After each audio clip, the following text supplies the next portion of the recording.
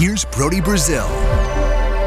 So it was a little bit more than a week ago now that the City of Oakland in their most recent council meeting said they had about a week to come to a development agreement with the A's so that the Howard Terminal Ballpark project could be eventually voted on. A binding vote could take place by the end of this calendar year. That 1 week time span was an immediate deadline for the end of this year, and we've already passed it. Now, I don't know exactly what that means, but I do know the ultimate deadline they're looking at is so that a binding vote can happen with the current city council members and the current Oakland mayor. You know, all the ones who have been so invested in this project up till now.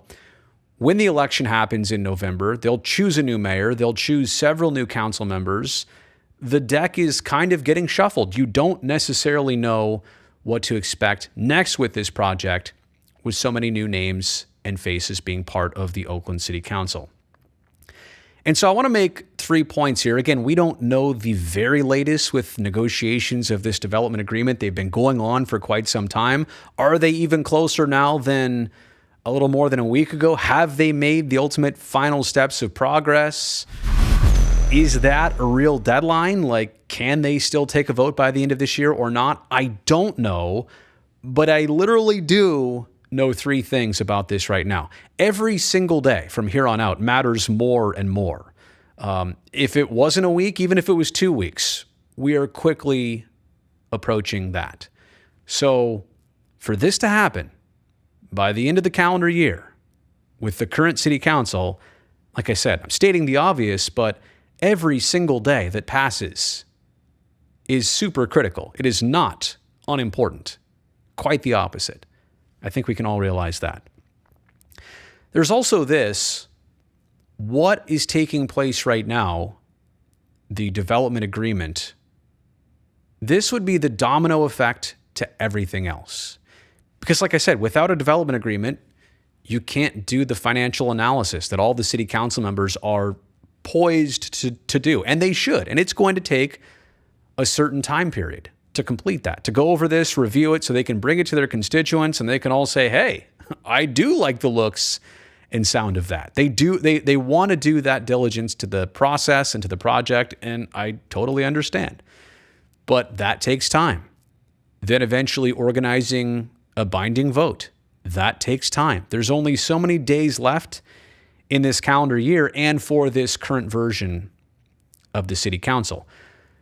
But again, once you have the agreement that can be voted on, and I'll discuss more about specifics on that, everything else in this process starts to go. The county of Alameda would probably soon schedule their own binding vote for joining in on the project in the Infrastructure Finance District.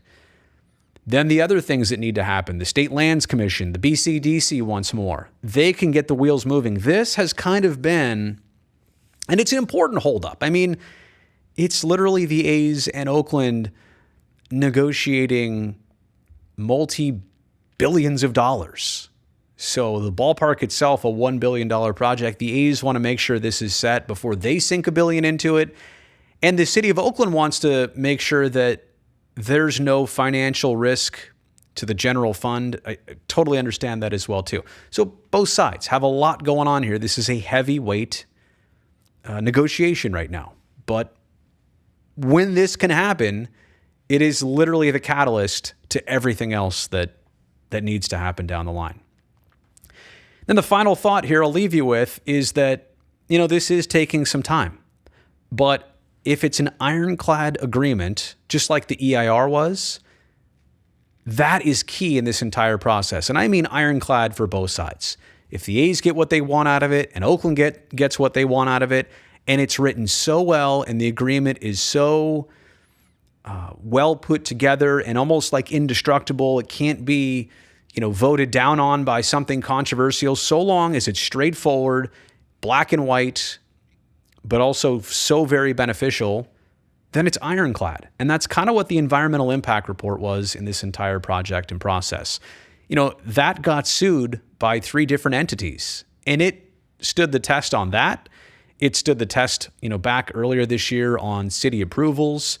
And the EIR took a little bit of extra time. So we remember this in reverse. Something took longer than it was supposed to, but it was so well structured that when tested, there were no problems. So in that sense, and I'm telling myself to be patient here, but at some point, you want it to happen by the end of this calendar year, but you also want it to be robust and ironclad so that when it does come under scrutiny or question or just even straight examination, that it passes the test for both sides and all sides. There you go. That's the latest on the Howard Terminal situation, the development agreement, which I would love to see any day now.